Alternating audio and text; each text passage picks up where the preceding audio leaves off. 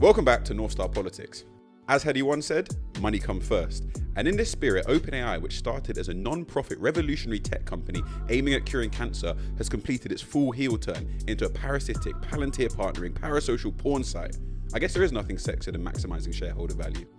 As we predicted last week, Israel's begun dismantling the minimal trust needed for the ceasefire to be maintained, jeopardizing a tenuous and hollow peace in West Asia. After decades of the global community letting them get away with this mania, is it any surprise that they think they can continue to get away with it? In 2020, Keir Starmer called for an end to spiraling student debt. And if you were one of those bright-eyed teens that took him at his words, well, as Hedy once said, you should know better. I've also come up with a radical new political stance to take the UK by storm.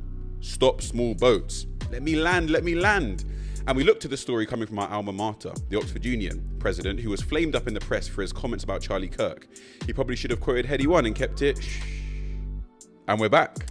Listen, yeah, 1.3 million views across all our clips on social media. Who is counting? Me? I'm definitely counting. Yeah, I've been counting. Honestly, the dopamine rush that I've been getting over this past week, I got to thank you guys. The comments, the likes, the subscribes, the follows, all the sorts of words that I've never thought I'd be saying. Wow, loving it. And you know what, Noah? I actually just want to start this off with a serious allegation. Allegations? Okay. Yes. Wow. Don't get too scared now. Allegations. Listen, the viewers want this to be addressed, okay? Are you a rapper known as AJ Tracy? Well, let me even flip the allegation on you. If I'm AJ Tracy, you're biblical Jesus. Apparently so. Everywhere that we've been going, and I've been having this for years, like offline, people saying I sound like AJ Tracy. But suddenly, as soon as I come online, it's getting verified, validated. I mean, not to be too big-headed, I personally prefer Prince of Egypt, the cartoon. One of my favorite cartoons ever, Moses. That's the cartoon I go for. Fair enough. I mean, I can't say not to be too big-headed because I was born like this, but we'll leave it there. But those are the allegations we're getting so far. So I think that's who it is, though. And actually, we do have an even more serious allegation. What? Now, What's look, this? So Northstar is all about honesty, transparency, and ambition. Yep. Okay, ambition. But our ambition has taken us to a point where we're kind of suffering from success right now. Okay. So some people are commenting and thinking that we are officially part of the Green Party, or we are Green Party supporters. Okay. So I'll leave it to you to tell people where we stand on that. Okay. So this how Northstar works, and this is week 3 now. So probably there's a bit of familiarity that our audience is getting with us. Maybe a bit of familiarity that political agents, political actors are getting watching us, thinking that, they bought into our way of thinking. Step correct. If you take a step outside of the line that we like, we'll be on you. Just as we'd expect you to be on us if we take a step outside of the line you like. The Green Party, we think they're doing a lot of good things right now. Zach Polanski, we bumped into him on the weekend. We'll chat about that. We think he's doing a lot of great things right now. But we have our own particular political philosophies, and we'll happily criticize people that fall outside of that, as should be done in a deliberative democracy. And you know what? We do actually want to be a bit more explicit about what that actually entails. And so we took the first step on the weekend by publishing the first Substack, written by Noah, of course. Okay, yeah. I started pushing the pen. Yep. We've got a Substack or an essay out now on the app Substack is probably the best way to find it, or you can find it on our Instagram. And my favorite quote about it, is that from Confucius that you quoted, is he that rules by mind is like the North Star, steady in his seat whilst the stars all bend to him. Bars for them. There we go. Put it over a 60, put it over a beat, and we've got a little verse there. But no, as we discussed in the essay, the North Star is about sticking to our ideological principles. Some of them will be shared by me and Sean. Some of them Sean will have that I don't have. And like you guys at home, we hope that you interact with us in a way that is true and honest to your feelings. So critique us as and when you feel necessary. And relating back to what you were saying about us, some people thinking that maybe we launched out of a Green Party support base. No, we just happen to think that the Green Party is saying a lot of the right things right now. And that Zach Polanski is conducting himself in a really great way right now. There are certain things that we're not a big fan of. I'm slightly skeptical about the stance on NATO. And that's something we can get into more over the coming weeks. For sure. But just to clarify, we are not members of we're not part of the Green Party. We're not affiliated with the Green Party. If they start messing up, then we'll be the first to call it out. But if they want to give us a price, that's something I'm joking. We're not going to sell out. We can't be bought. Priceless. But cool. As you said, we did actually meet Zach Polanski over the weekend at a brilliant event called My Life, My Say. Now, My Life, My Say are a local London-based charity that's all about getting young people into politics. How was that experience? What do you think about that? You know what? It was weird, yeah. Because where was it? Where was the event taken? Where was the event happening? Oh, it was at the Ministry of Sound. So at the Ministry of Sound. And the last time I was in the Ministry of Sound, I was also with Sean. Okay, this is... For context, back in the day. Years ago.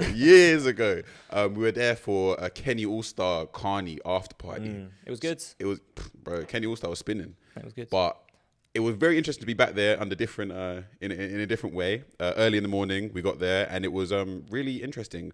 It was we were invited there graciously by Remy, so shout out to you.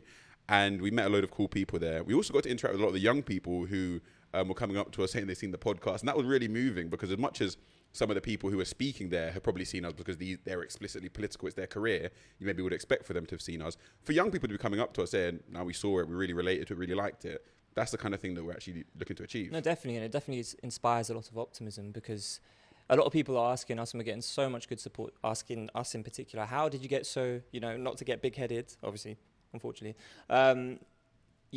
how do we get so articulate, eloquent? How do we get into politics in the first place? And that's because myself and you were actually beneficiaries of a lot of these young people, kind of movements, organizations growing up. Yeah. And I've sort of blindsided you here. Yeah. Sorry to say. What because I've pulled up some old school records of us in the past speaking as young people. How old school we talking? Pre-COVID? Long before pre-COVID, I'll tell you that much. So I'm going to bring up the first clip now for everyone to hear at home if you're listening online or if you're watching from the State of London on LBC and a debate. All right. And those companies need to get their act together. Let's go back upstairs. Noah is from Tower Hamlets. Noah and microphone 5, if you can wave. Here we go. Here comes... So it's up here, Mr Mayor. I remember this. Hello, sir. White T-shirt again.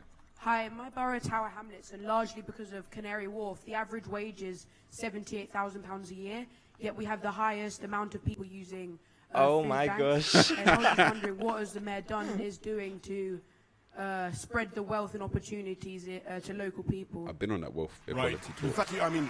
Dominica on the T-shirt as well. We're going to leave it for people to see the actual clip for Boris to actually try and respond. But that was a good question. We'll leave the link for that clip in the description because it's up live on YouTube. So the question I was asking was like, my borough Tower Hamlets has like the highest level of wealth inequality in London, largely because of Canary Wharf versus like the poverty a lot of people are experiencing around the borough. Like, what is the mayor going to do about that? So first of all, like, we've been on this wealth inequality talk from, I think I was probably about 12 or 13 there.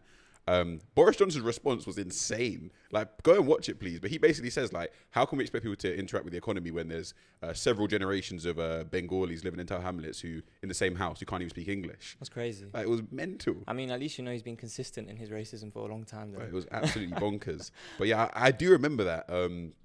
And yeah, it's crazy because there's so many things you could have brought up because I've been very involved in politics or things I find interesting from a young age. And luckily, my mum, who's actually sat behind the camera, chuckling along when you said I got a big head as if I didn't get it from her. She was so gracious enough to bring me along to all of these kind of events to really nurture that interest I had. No, definitely. Like, it doesn't happen overnight. Yeah. In particular, like, we have a lot of big sports friends, etc., and like these things takes years of compounding, hard work, etc. Exactly. But don't worry, I'm going to put myself in the firing line. I was going to say, like, you saw how high my voice was. I'm hoping you got one here to demonstrate an even higher voice. It's not even a higher voice because this is when I think I post-puberty, but still pre-COVID. Look at this match fixing. Look at this match fixing. I'll make myself look I'm coming with videos next week. But this is what happens when you host it. All right, Crazy. So this is me talking about lowering the voting age. To conclude the debate, please welcome from London, Sean Sinanan. How do we ensure in our new era of young people aren't fooled by the fake news they see online, the dodgy statistics, and in some cases, brainwashed by extremist political views? Perhaps we should vote for a topic such as curriculum for life instead to prepare young people for the vote. That's power. Bro, that beard saved you. Oh, okay. Thanks. Pre-beard short. Here's me thinking we're going to talk about the philosophy of lowering the voting age. Now we're talking about my facial hair. Bro, that's spooky settings. Fair play. The voting age might save some people. That beard saved you. But listen, all I have to say is if you're a young person watching right now, say thank you. Where was that for context, though? No, but say thank you. Oh, it was you? It was me. I did you that got the voting age lowered? 100%. So we're not even giving Keir Starmer credit for that? No, it's all me. It was Sean Sinanan at the tender age of... Where were you there? I was a humble 17 though. Fair enough. I'm humble 17. But yeah, that was at the Houses of Parliament, so in the Houses of Commons. I was part of the UK Youth Parliament, which was ran back in the day by a charity called the British Youth Council, which of course now no longer exists. The Youth Parliament does, but the council doesn't. And, why does it no longer exist? Just funding, bro. It's literally as simple as that. But you know the story. I know the story. Make sure everyone's aware that this story is a long and well-furrowed path. No, of course. That's the place I saw a highlight from there. Big up Hackney. Yeah, that one. Yeah, okay, come on now. No, but this is the thing, right? Like, as a young person, it's so important to actually get these opportunities to kind of build these skills from young, to be able just to see if this is for you. And, you know, you never know where or what other things this can unlock. And so I'm very grateful for these experiences growing up. Yeah, and I think as well, like, it can seem a bit dry, like politics as, I guess, quote unquote, like adults engage with it. But the reason I was so animated by politics when I was young is because there was ways to do it that were really engaging. I was big into debating. I was big into public speaking. I was big into like stuff like Model United Nations, which is like you're turning up with a bunch of other kids like, acting as if you're UN delegates. And as funny as that might sound, that's an interesting way to animate politics for kids, like role playing as if you really were these diplomats. And the same for you. It's like I can imagine the excitement and the research you would do to get ready for to model the UK Parliament as a 17-year-old, whereas you probably just wouldn't sit at home and read the Times. No, for sure. And coming from like our backgrounds and our experiences as well, like who else is doing that? Exactly. It was great things to do, and like we say, like the level of cuts to funding, and we'll talk more about the impact of that Labour's having on productivity later in the show. But you worry about what will happen to young people of today if they don't have access to these certain things as they become mature. Precisely. Anything else we'll discuss before we get into the meat and two veg of the episode? I think this is a meaty veg. So this is a meaty episode. So let's get straight into it. Let's get into it. Let's get into the state of play. Welcome back to the State of Play. And in this part of the show, we're going to discuss the hot topics of this week. Now, first, I actually want to just take it to a recap of the Gaza ceasefire. Okay. So last week on the show, Noah did a wonderful summary of the ins and outs of the Gaza ceasefire. And we both had two main thoughts on the matter. The first was that we were a bit pessimistic it would actually hold because of, I don't know, Israel's addiction to basically violating agreements and international law. And we spoke about how it's like embedded within the nature of the Israeli state for that neo-colonial or that ethno-colonial expansion. Precisely. And we also highlighted the importance of holding Israel's actions to account to actually prevent a new global norm being cemented. And I'm sorry to say, we were basically proven right. So here's some stats that were reported by Novara Media. So since the ceasefire, Israeli military has killed more than 40 Palestinians since dawn on Sunday, 19th of October, and launched a wave of at least 20 airstrikes on southern Gaza. Now, overall, Israel has actually violated the ceasefire in Gaza 80 times since it came into effect on 10th of October, killing 97 Palestinians and wounding another 230. Now, of course, Israel say this is in response to an attack by Hamas, which Hamas then denies. And finally, this has also given Israel the excuse to actually close its crossing points into Gaza to aid convoys, halting the transfer of life-saving aid.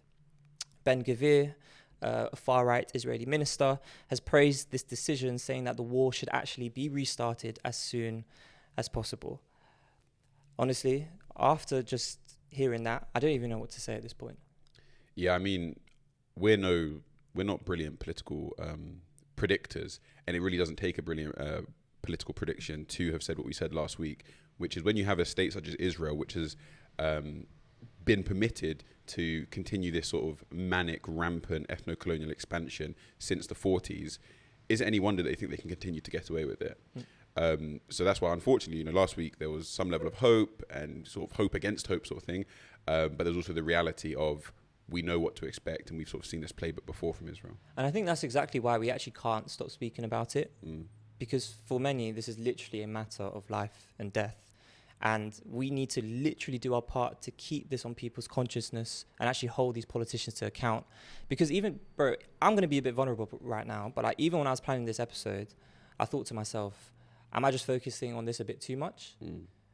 Like, would this content be a bit better if I just kind of like skipped it this week or something like that, right? But then I caught myself in the moment thinking, no, that's how, as we speak about in private a lot, how this idea of evil kind of destroys your soul in piecemeal. The kind of whispers of laziness that gets into you when you're talking about these things, that kind of fatigue on these topics is really when that other side starts winning. Like, they want us to not talk about this. They want us to actually keep this off the agenda. And that's why we have to literally just keep being annoying and talking about it all the time. And last week I got into some international relations theory around norms being cemented. And I think one of the things to bring to people's attention is, I think it was maybe a month and a half ago when the British government announced that they would be recognising Palestine as a state. And that had a lot of like semantic value because of over the past sort of 50 years of neoliberal world order, what we've understood states' rights and state sovereignty to mean. if now we have a situation where a leader within the West, such as Britain, is recognizing Palestine as a state, but then allowing one of their allies, Israel, to violate their sovereignty within a week of the ceasefire being agreed between them, what does that say about a new norm being created for statehood? Precisely. If a state can be violated in this way, they now become hollow words, and the British government is trying to buy into that, sort of the remnants of that semantic value rather than anything more substantial. No, for sure. And I think, again, if you're watching this at home, keep retweeting, keep reposting, keep talking about it, keep attending the marches when they're organized as well, because we have to do whatever we can in our own mini capacities to actually make sure that we hold these people to account. And I think also just be inquisitive about why is this allowed to carry on? Because is it any wonder that Britain stands idly by as Israel violates the ceasefire when a large part of our military industrial weapons exporting is going directly to Israel, funding parts for F-35 jets? Is it any wonder that a large part of the US's military interests in the Middle East or in West Asia are supported by the state of Israel, that they allow this to carry on? In which case, what are the pain points? What are the pressure points that we can animate? Because as much as Sean says, yeah, carry on retweeting this and the third, has that been successful? And if you're an activist at home, you should be quite reflective about how effective your mechanisms have been, what levers you pulled, and how effective they are. And I frequently, maybe I'm overly cynical, but I frequently say you should expect impact in proportion to the effort. And if the protest takes minimal effort, you should expect minimal outcomes. Okay. And even maybe to push it even further, not as a great sort of call to arms, but boycotting is one thing. Withdrawing your consumption, withdrawing your labor is a much further thing. You put a lot more at risk there. And I guess the reflection is, how much do I really care about certain issues? And if I care as much as I would like to believe I do, why aren't I actually putting more on the line to try and bring about more tangible change? No, that makes a lot of sense. And I think in moments like this, when we're talking about our capacity to actually change things or, resist injustice, I always think back to a old quote from the Prophet Muhammad, peace be upon him, in Islam, which is very famous amongst Muslims. And it's this idea that if you see an injustice, stop it with your hand. If you can't do that, stop it with your mouth. If you can't do that, at least stop it with your heart. So I'm paraphrasing here, but there's this idea that there's actually a lot we can all do. And I think picking up on that point about minimal effort, I think it's important to hone in on that. Yeah, and I mean, I've written about this before when it's like kind of the inverse of what the Prophet Muhammad there is saying is if you can't do the extreme, then you do the minimal you can. But on the flip side, the call and cry of the Haitian Revolution was coupe tête, boule caille. Cut the heads, burn the houses. And although it's for like a small c conservative sensibility of modern day, you might say, oh, it's terrible, this, that, and the third. Nat Turner did kill babies and children.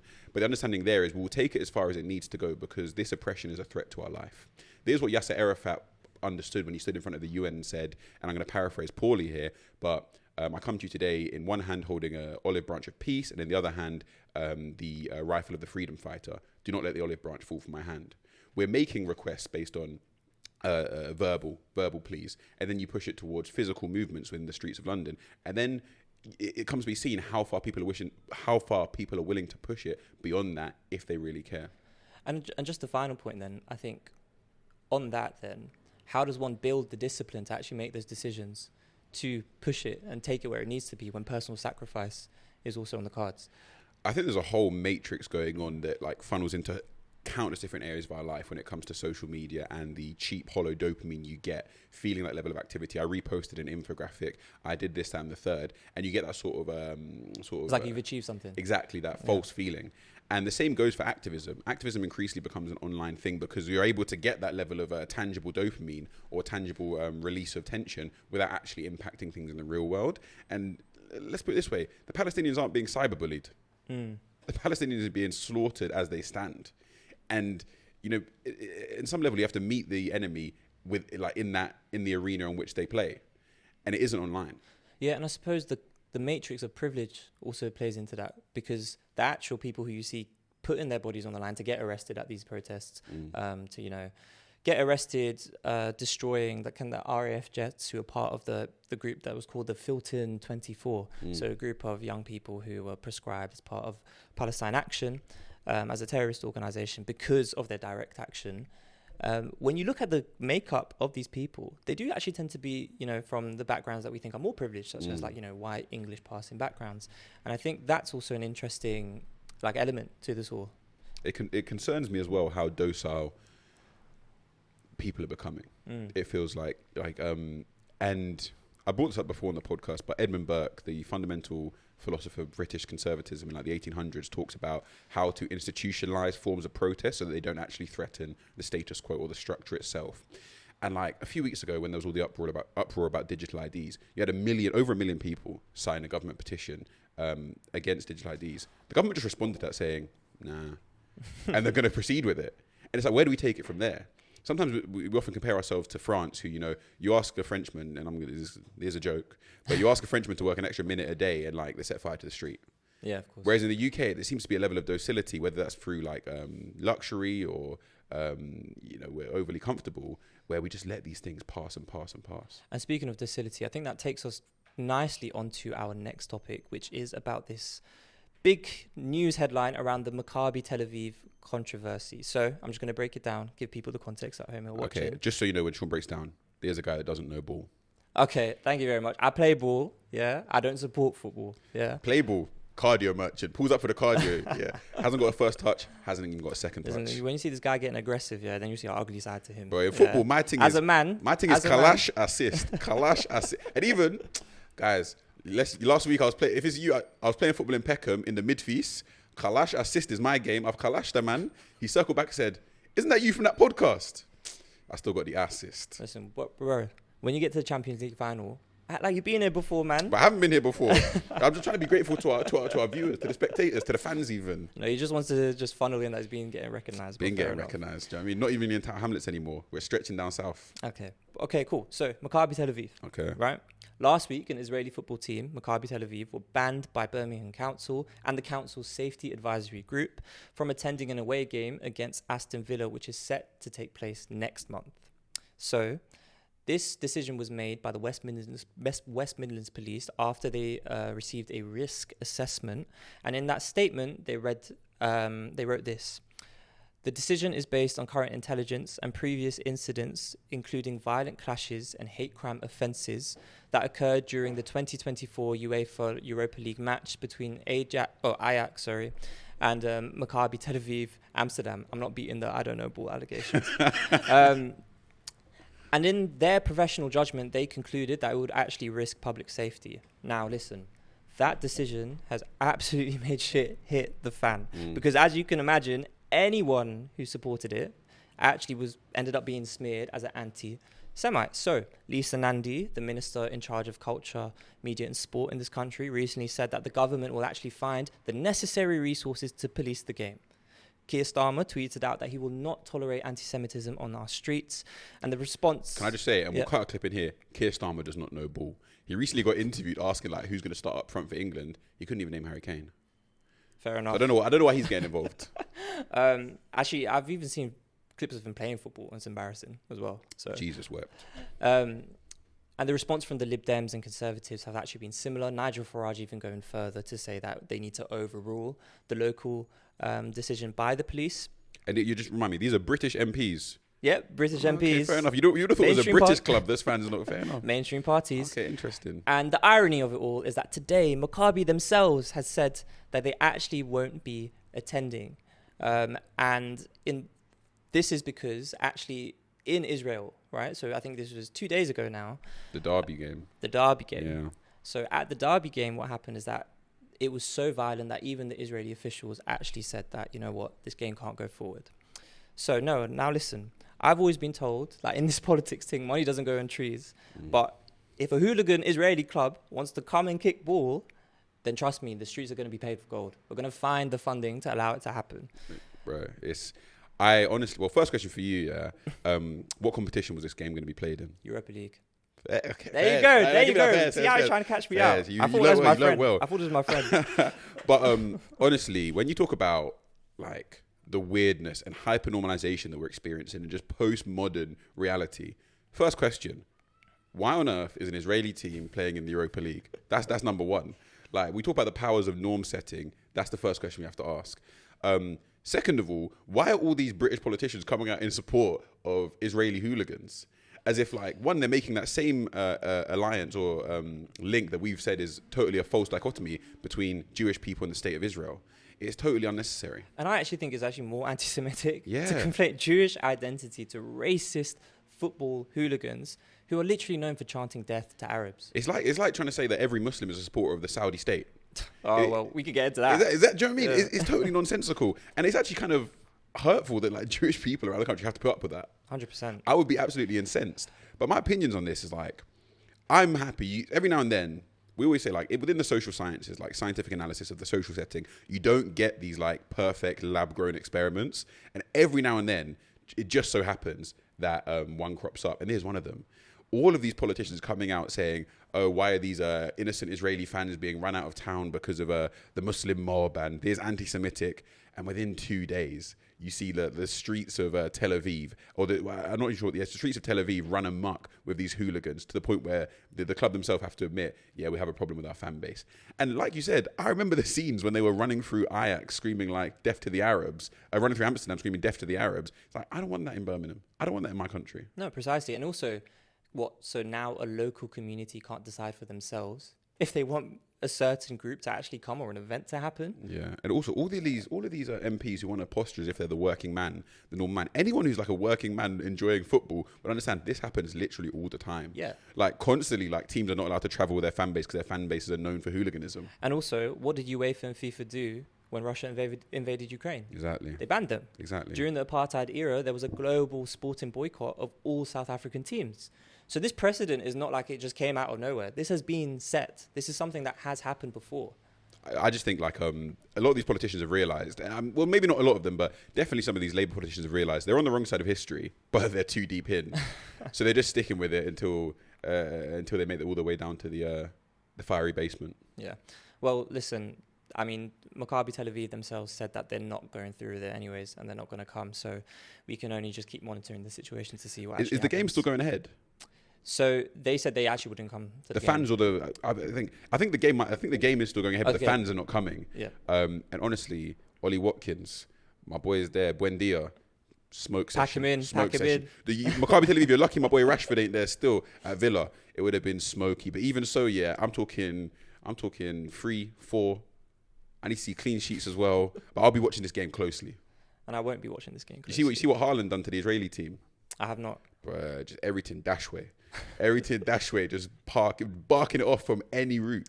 Actually, I'll watch it for the politics. There we go. There we go. Football is politics. It's, you know what I mean? Everything's political. There we go. Speaking of another big news story that's happened this week, and I think we should actually comment on it, given our backgrounds. Have you seen this Oxford Union controversy? I've seen that. So, George, I'm going to butcher this pronunciation of his second name, Aberonier, I think. Perfect.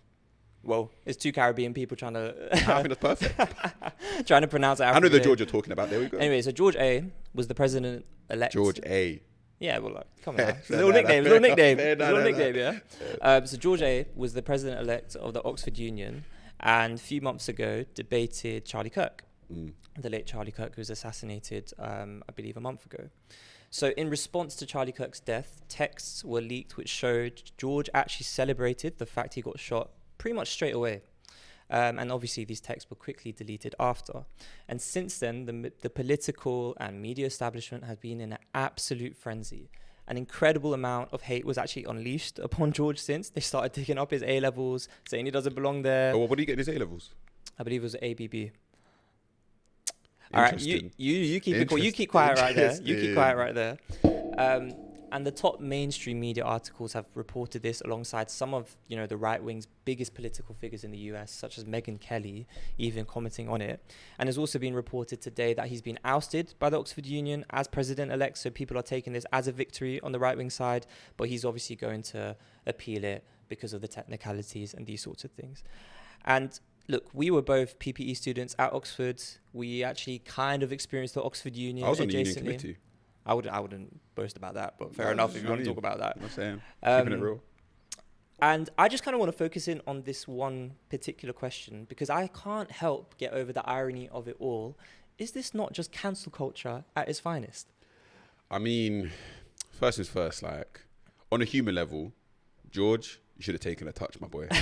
Like, you didn't need to be in the group chat. Like, you also, coming from people that know what the Oxford Union is like, there's the most like backstabby, like hater-infested place. Yeah, I don't know why you can say imagine. that. Like, you should be knowing, that everyone's watching to get you down. As in, everyone's literally praying on your downfall in the Oxford Union. And like, even me and Sean will give it even more insight. I hate, because I know a lot of people, probably around the world, watch like the Oxford Union YouTube debates, some of which I've been on, and like think, wow, like the Oxford Union is like part of this, like validated by Oxford University. It's actually just not. It's a bit of a joke within the university at this point. It is not the prestigious like debating and free speech club that it used to be, but it's still living off that heritage to have these prestigious guests come to try and keep some gas in the tank. So they're kind of falling foul of their own problems because they built themselves up to be this really prestigious thing, which is why George now is getting lambasted around the whole of the mainstream media. Yeah, and I think that's exactly why they call it play politics, because we can see as students at Oxford the absurdity of it all. Yeah. But the reality is, politics really is just that backstab you. Yeah, but at the same time, it's like this didn't need to be in like legacy media outlets, but it only is because the Oxford Union postures as if it's still a really significant thing, when in fact it should just go back to its roots and literally just be an enjoyable debating club for students. No, 100%. So that's the Oxford Union. But the thing I'm interested in is this element of The hypocrisy. cancel culture stuff. And this element of hypocrisy. Do we not think it's quite hypocritical that for years and years, people on the right have protested this idea of cancel culture, people being basically spearheaded for their views. Yeah, And then now, are they not doing the same thing? So my thoughts on cancel culture have always been this: is like you can only be cancelled by those that supported you. Okay. So a lot of times people say, "Oh, cancel this person, cancel that person." You see them never get cancelled because the people that actually supported them We'll still continue to couldn't give a support. monkeys. Yeah. And I think what's happened here, and the reason I think like cancel culture never really existed in the way we thought it did, is the people that George relied on for his position, for his prestige, have said they're not happy with how you behaved. So rightfully so, if they want to oust you, that's totally up to them. It's a democratic union. I'm a member still. If I'm not happy with what George said, then it's totally within my rights to oust him. So I don't think many people would debate or deny or question the moral validity of actually ousting him, because that is the democratic process. But I do think there has been quite a disgusting kind of hateful campaign against George because of his comments. Now, listen, I know we don't agree with what he said. Yeah. However, one has to realize that now the narratives coming out of this is that the left are known for violent language. The left are basically the ones spearheading a lot of violence in politics, when the reality is a lot of right-wing politics has been violent for a very long time. Yeah, I agree. I mean, I think a few things I would say is like, if we're going to keep it real, Let's keep it real. Bear Man were making jokes about Charlie Kirk after he got killed. That's just the reality of it. Yeah. Like, but George should have had the cognizance to not be doing this in a public forum, especially a relatively public forum of an institution that prizes free speech, for someone who's essentially assassinated for his use of free speech, no matter how inflammatory that was. So you should have like the moral sensibility and the intelligence to have realized that. I don't, however, think that the wider discourse around him is in any way valid, because he is literally just a student. He is not a political thought leader. He is not a leader within the left wing of politics in the UK. And he's actually being framed as such ex post to validate the argument from a lot of centrist or right wing media that the left are sort of violent in their tone. And there's also the push in this kind of like meta narrative that diversity, equity, inclusion has gone too far. This is the kind of consequence of having people there. And I mean, look, it just makes me think, if we made a mistake and said something out loud that we shouldn't have when we were 20 and we were in some sort of like position where you had a lot of eyeballs on you, would the same things be being said about us? Let me take it back to the thing we said at the start of the episode when we talked about our relationship with the Green Party and the fact that if they step out of line, that we're going to critique them. And I think like probably what cancel culture got wrong and what we should be trying to move past is this framing of interactions within a deliberative democracy as a one-time game, a one-time interaction. By deliberative democracy, for those at home that maybe don't know, what I mean is a democracy, proportional voting based around the deliberation between citizens within it, the ability to discuss with freedom of speech different ideas, conflicting ideas, to then come to some level of consensus. And what's really important to that is the ability to get something wrong and then move past that and have another discussion tomorrow. And both for George and this cancelling from the right, but also when we talk about our relationship with certain political agents, whether we support them or not, we're totally happy to disagree with them. Like we had with Gary Stevenson on episode 1. Gary, I disagreed with you on that. Love your work. We'll continue loving your work. This doesn't mean that you're an enemy of ours or we're an enemy of yours or that we'll never work with you again. And similarly, it was kind of in the nature of what we said about Gary. It's like those people out there who are making problematic comments right now about migrants or about ethnic minorities within the UK or within members of the transgender community, I disagree with you. I think what you're saying is quite detestable. But I understand that we're in a deliberative democracy and we want to move past that in the best way we can without resorting to violence. So when it comes to George, it's like there's rearing the ugly head of a finality to discourse and interaction that really isn't necessary in a deliberative democracy. But that's also because one of the assumptions going into that is that players in a deliberative democracy actually have good intentions on both sides, I feel. Because in this particular political climate, it's very tribal. And so it's very much about point scoring versus an idea of like, you know, what deliberative democracy is intended for. And that's coming to truth. And that's coming to... not truth, though. But let's not get esoteric, but it's coming to consensus. Yeah, coming consensus, to legitimacy. Consensus and like a legitimate ruling based off like the actual interactions between multiple parties. But in this, it feels very different. It feels like a witch hunt for a guy who made a mistake. Oh, definitely. And George, like, honestly, maybe this is, you know, I was raised by like a black British Caribbean woman, yeah? So maybe let me impart some of that kind of old school wisdom on you, no matter how archaic this might sound. You were stood in front of them people in the Oxford Union with long dreads and a tracksuit on. We're not there yet where you can then go on to like make comments about Charlie Kirk and think that something like this isn't going to happen. Not saying that it was right. Totally not legitimate. But I'm in no way surprised because this is the country that I thought it was. Yeah, for sure. And speaking of university, moving on, today it's been announced that, yet again, university tuition fees in England are set to rise with inflation from next year. So right now it's all a bit up in the air, but what we're looking at is that tuition fees will go over £10,000 a year. Crazy. And that's... Do you know how many BMWs the boys in Tower Hamlets could buy with that? But you know what our metric is? How many LCAF meals we could get? Do you know how many LCAFs I could get? Like the substitution between a uni degree and LCAF is getting crazy right now. And you had some thoughts that you wanted to share on that. Well, first things first, yeah. I am setting up an investment portfolio for people to subscribe to. And we're going to be betting against all of Keir Starmer's old tweets. Everything Keir Starmer committed to up until becoming Prime Minister, we're going to be hedging our bets against that.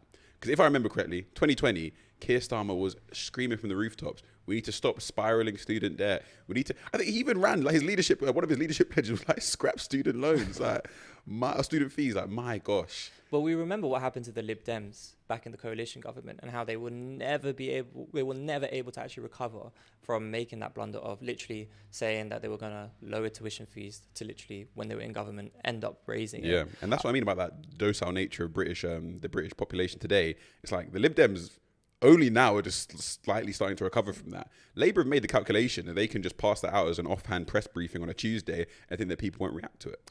And I feel like this has come from a wider push and a wider movement around the idea that is university, or this wider conversation around the fact that is university actually for everyone? Is this going to deter people from going to university? Do we need actual kind of other alternative avenues for people post secondary education? I mean, there's what I'll say is like, there's a running theme naturally because it is the running theme within our economy. That like the money is being concentrated at the top, and because politicians are beholden to corporate interests and the interests of the ultra wealthy, they're going to carry on trying to pick your pockets as the middle class or the working class until you are widely impoverished and there's two great swathes of people. And what you'll see with the budget coming out this month is again, Rachel Reeves will go back and try and pick the pockets of the middle class once more and ignore, I expect, the ultra wealthy.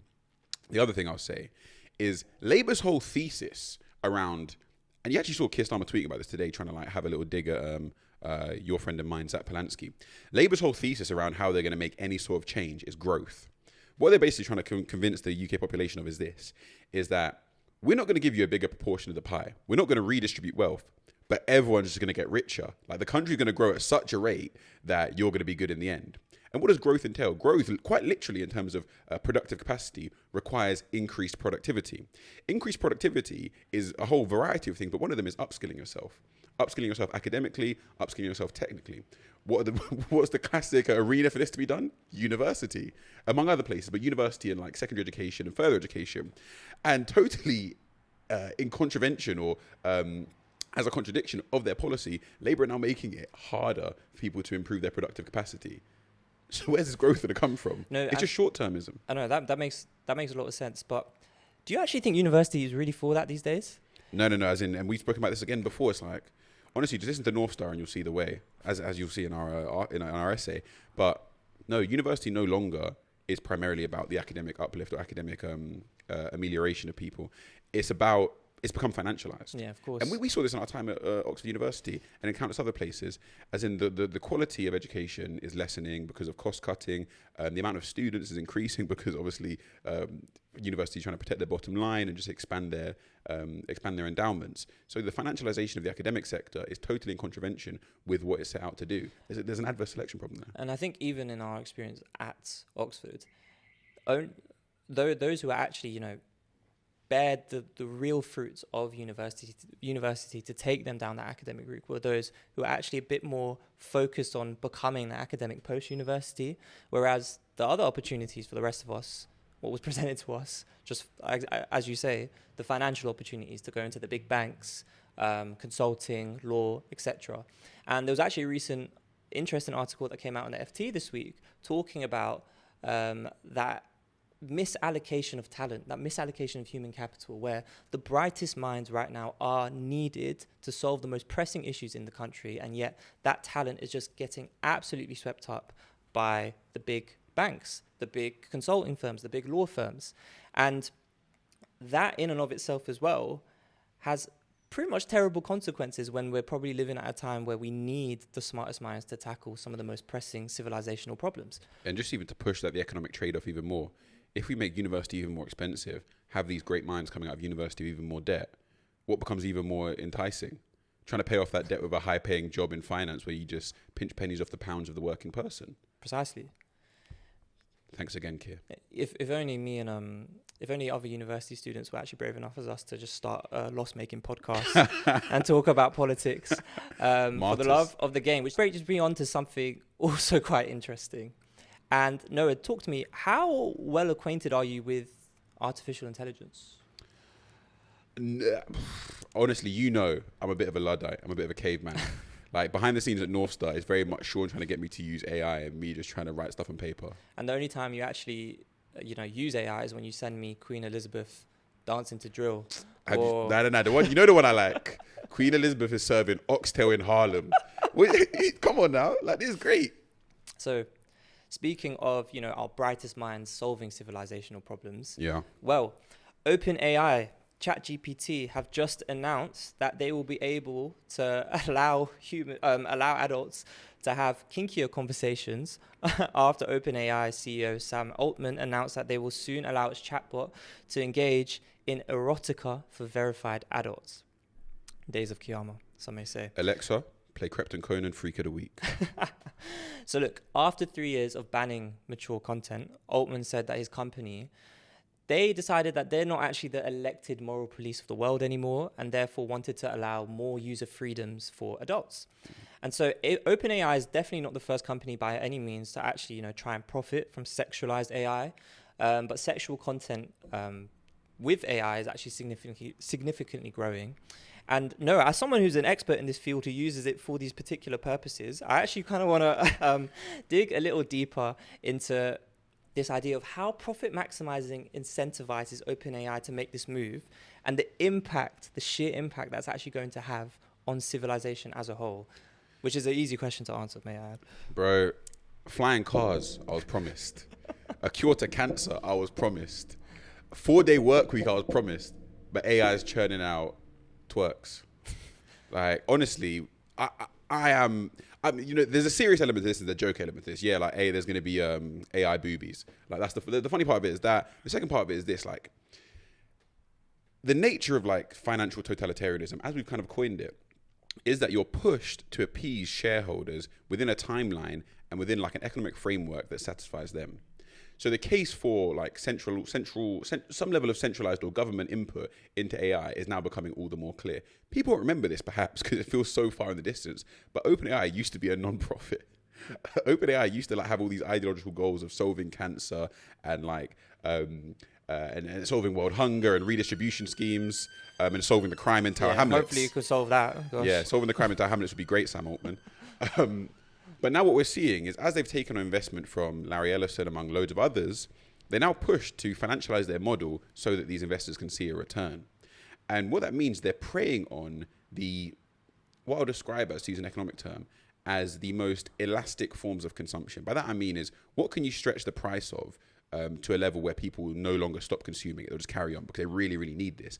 And these are people's base desires and base needs. So we're looking at people's need for friendship. I think there was like the New York Times had like make a friend with an AI chatbot. So across the subway in New York, we're seeing Friend AI. So that is literally a company where it's more Black Mirror than you can ever imagine, where it's an AI-powered wearable that you can have around your neck, and it's listening to you all the time. So it's different from ChatGPT because this is meant to be a friend that has memory capacity that builds over time to follow you along and just give you companionship. And I mean, I oftentimes think about it this way when you think about when maybe we should look for more government intervention in economics, and when we think, this is becoming like financialization is becoming irrational, is when the problem is created and then a further problem is created to solve that. So there's two trades there. So we think about like you create isolation through social media, and then you create the friend chatbot to solve that. So from like a purely financial perspective, that's great. 2 trades have occurred, 2 sales have occurred, GDP's up. But in reality, like the better solution would be, how about we just solve isolation? How about we just restore community? But then that's the thing as well. I think in this context, it's so misleading because they're justifying it under this principle of freedom, because freedom is so valued to people in Western and liberal society, where the reality is, though, is actually playing on addiction, right? Because in our heads, our sort of dopamine receptors will trick us into thinking that, you know what, I'm making this choice to use ChatGPT to kind of pleasure me in whatever way I want, etc. Where the reality is that this is actually just getting us addicted to the product. Yeah, and because of countless different things, like our generation, whether Gen Z, I guess we are, is like the most sexist generation. And it feels like they're preying upon structural things that have produced a really lonely generation. So I would put even further beyond that. And it is often brought up by like socialist theorists or theorists who have an idea outside of anything apart from capitalism. It's like capitalism is framed as like freedom. You have the freedom to talk to this chatbot or that chatbot. Maybe your chatbot's a brunette. Maybe your chatbot's an alien. But do I have the freedom to actually seek romance? But do you have the freedom to even have the capacity to resist that in the first place? Precisely. Do I have the freedom to just have a community outside of me needing a chatbot to be my friend? If I wanted to live near my friends, would that be possible? Or would rents be so extortionate that most of my friends can't even move out of their parents' house? Would rents be so crazy that we can't even have a secondary space within our home? We're all just sharing rooms in a HMO. Do I have the freedom to just have that kind of community? Or is my freedom I get to select whether my chatbot likes football or rugby? Yeah. And actually, just to kind of signpost viewers to actually some reading, this goes down to even philosophical concepts around the principles of freedom. So Isaiah Berlin talks about negative liberty and positive liberty, right? So negative liberty is this idea that freedom is all about the absence of constraints, but positive liberty is all about this idea of freedom being autonomy, self-determination. And substantive freedoms, freedom to do actually something that is part of my human essence. Precisely. That concludes the state of play. Now we're actually going to move into what our favorite section of the show, Let Me Land. Return viewers will know this is the part of the show where either myself or Sean launches a fiendish, fiery hot take. Not necessarily because we totally believe it, but because we want to get it out in discourse. We want to have the idea bouncing off each other to see if we can land this plane. And it's currently 2-0 to me. So hopefully you can be 2-1 today. Remember, like I said, this guy doesn't know balls. He doesn't even know what the scoreline even means. So I've come up with this idea. And I don't think anyone said this phrase before, but I think I'm going to be the first in the UK to pioneer a new way of thinking about immigration. Oh dear, here we go. We need to stop small boats. Oh my gosh. I might trademark that even. I think that's a good one. We need to stop small boats. Go and then tell me, what do you mean by that? So what I mean by that is in a quite serious way, we have this like harrowing scenes day on day of people coming across on dinghies from the European coast to try and arrive in the UK to seek asylum or as refugees or as illegal immigrants, some of them. And this has really animated both visually and semantically and logically a lot of what we class as the right wing. The idea of this invasion of working age men coming across that are going to commit crimes. We don't know where they're from, and they're going to victimize our beautiful blue-eyed, blonde-haired women and children.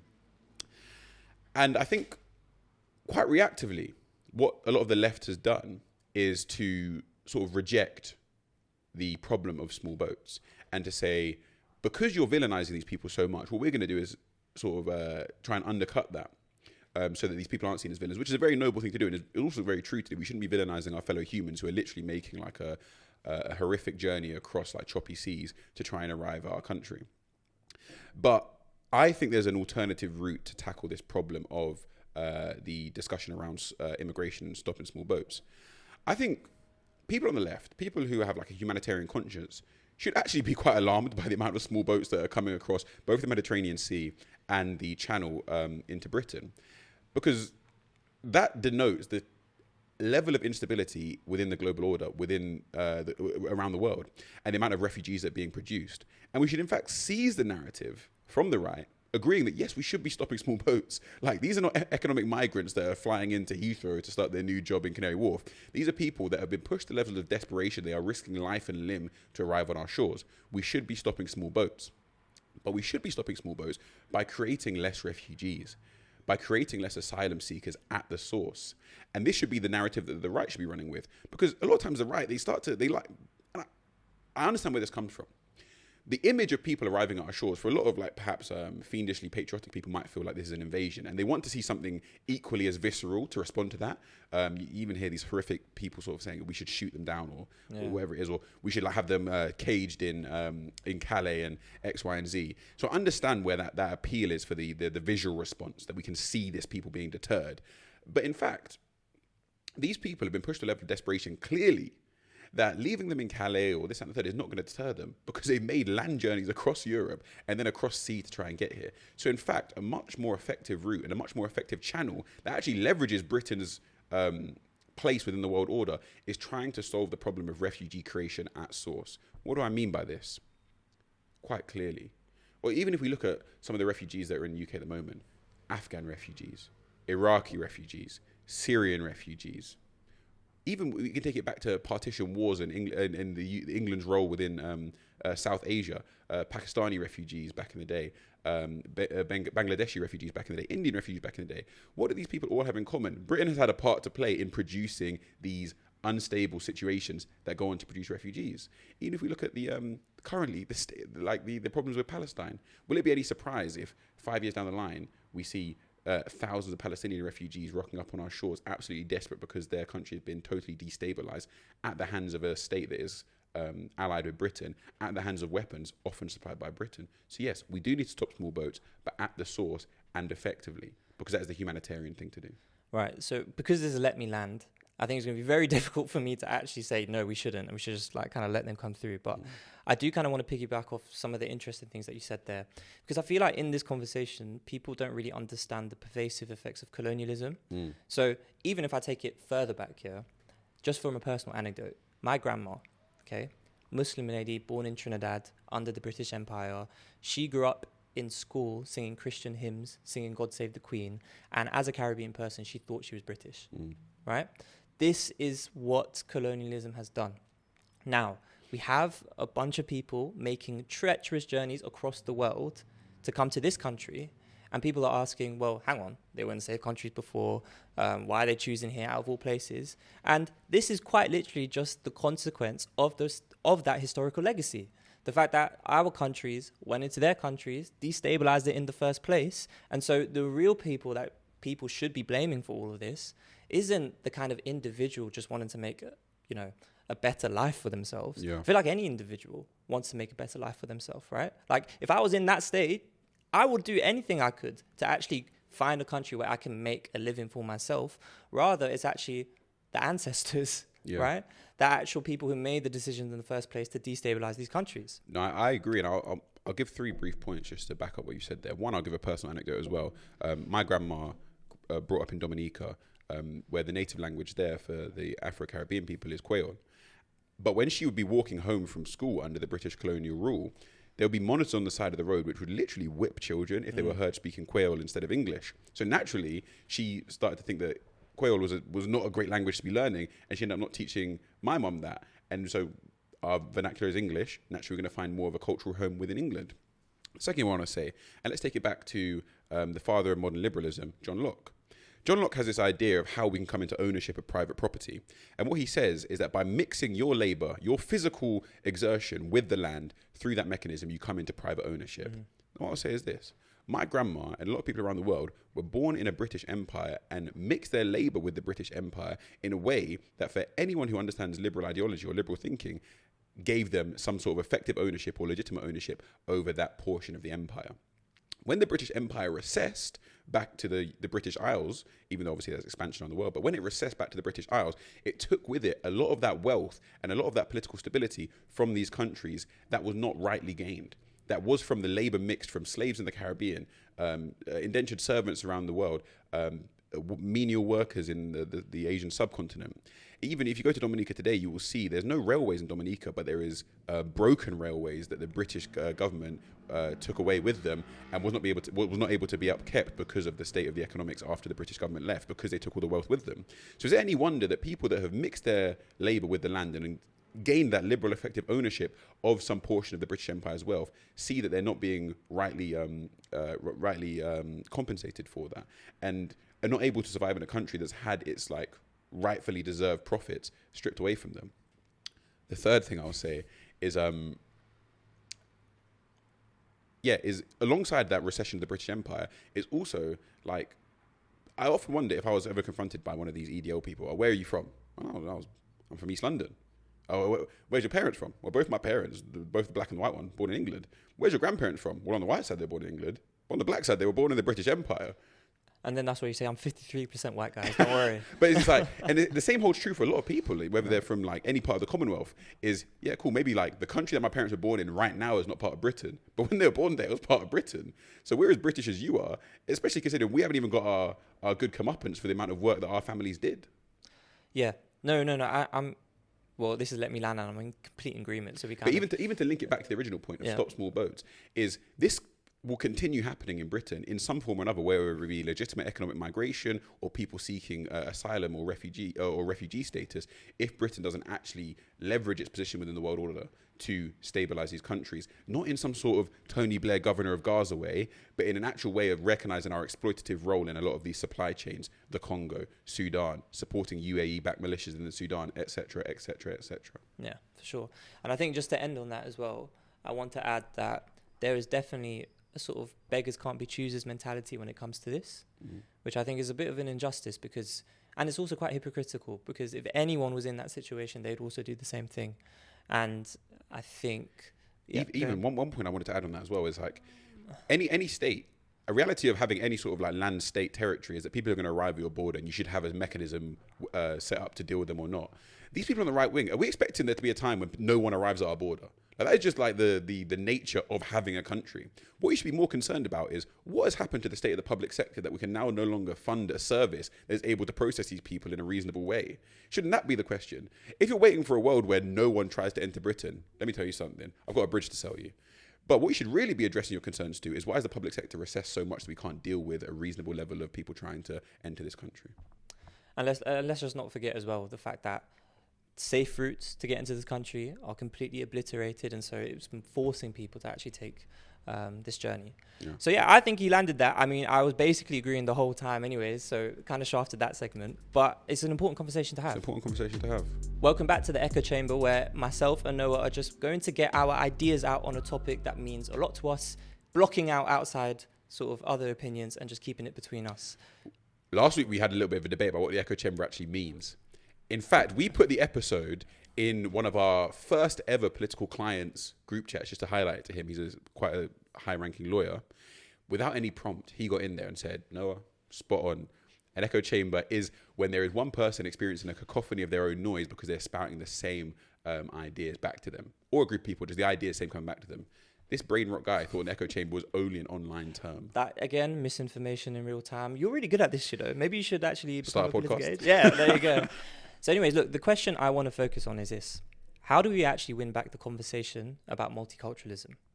And I want to root it in a political framework that we are both accustomed to. So Benedict Anderson is a political philosopher, and he wrote this amazing book called Imagined Communities, which is basically to understand nationalism and understand what the nation really is.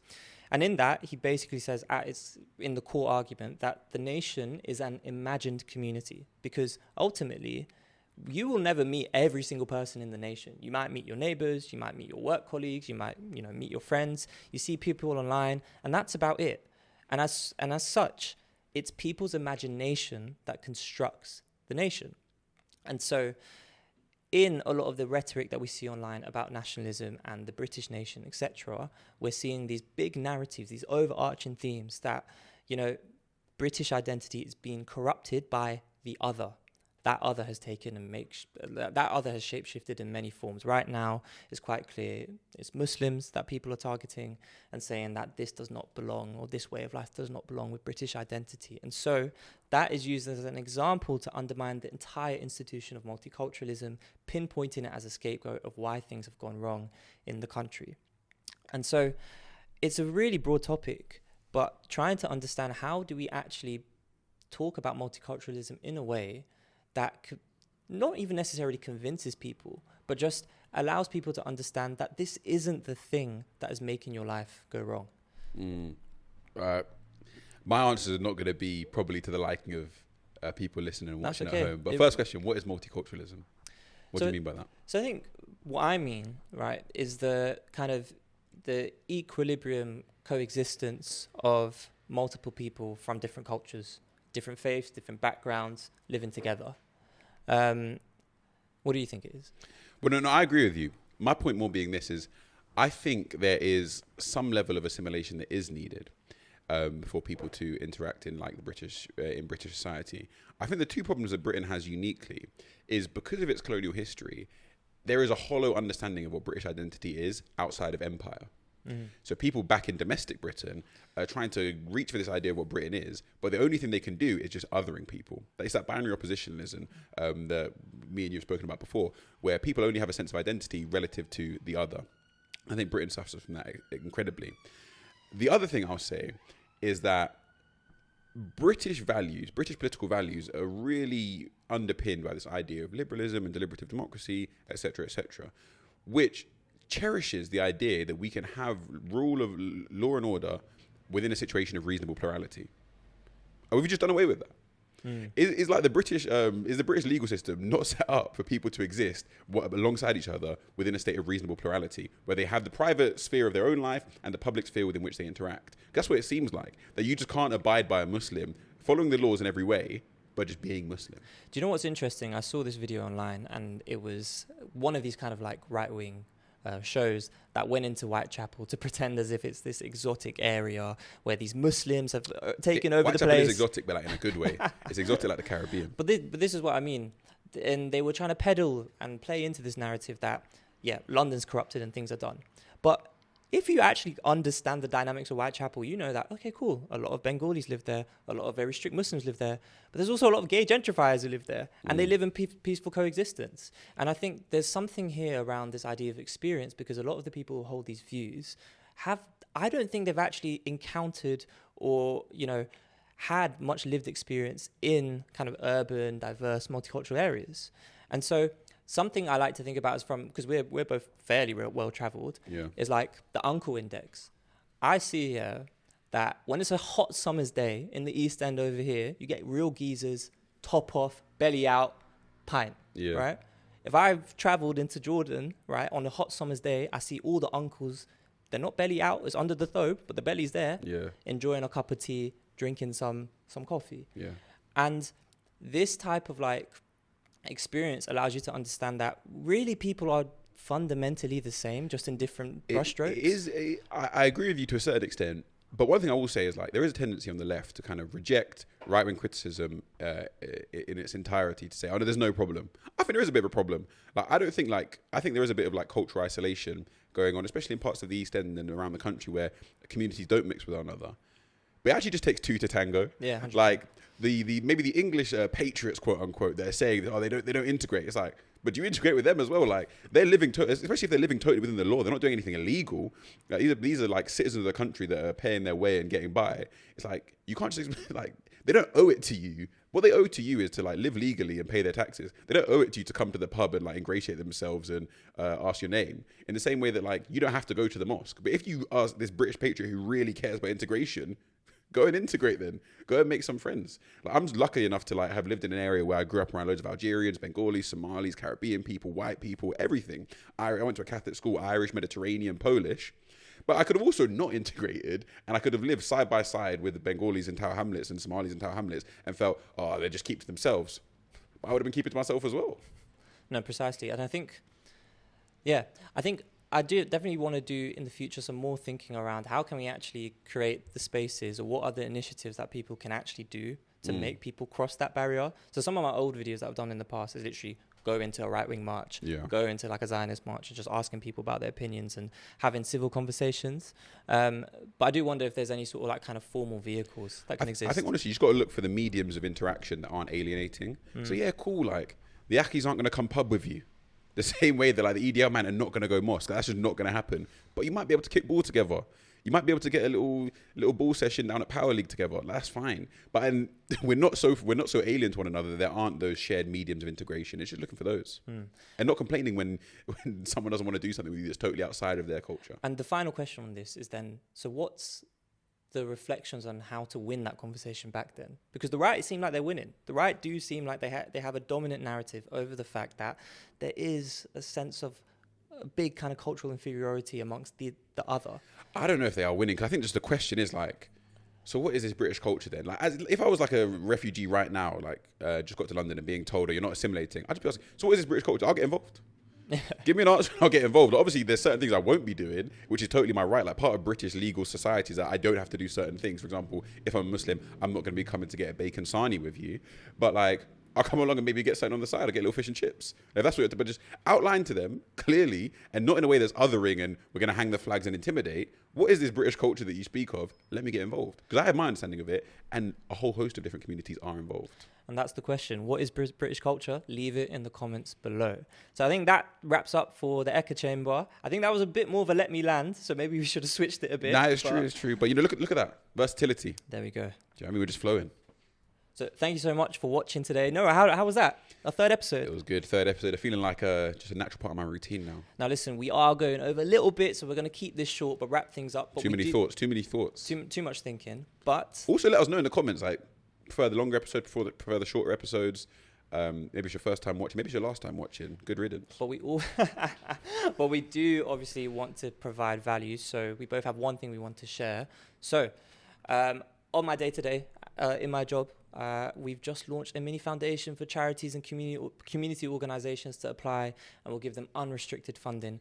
And if you're part of the non-profit sector, you know about the fact that it's very hard to come across these grants. And so if you're a community organization, a CIC or anything like that, search the Plinth Foundation on Google, LinkedIn, and it will come up, and you'll be able to have something to help power your progress and your impact. Nice, very nice. I'm back again, boring, just reading book stuff. A friend of mine recently... Jobless. Yeah, recently read a book that I recommended to her called Giovanni's Room by James Baldwin. James Baldwin, one of my favorite writers, born in the Harlem Renaissance and a writer from New York, black writer, homosexual writer as well. And it's a book that's kind of outside of his particular canon, but for me is one of the most profound and like passionate portrayals of romance and love. It's quite a short book. I recommend it to literally anyone. But yeah, James Baldwin, Giovanni's Room. So thank you so much, guys. And remember, keep your eyes on the Northstar. We're posting every week. Substack, Instagram, YouTube, TikTok. Follow us on everything. Comment. We literally read every comment. I can't help it. So take it easy, guys. See you next week.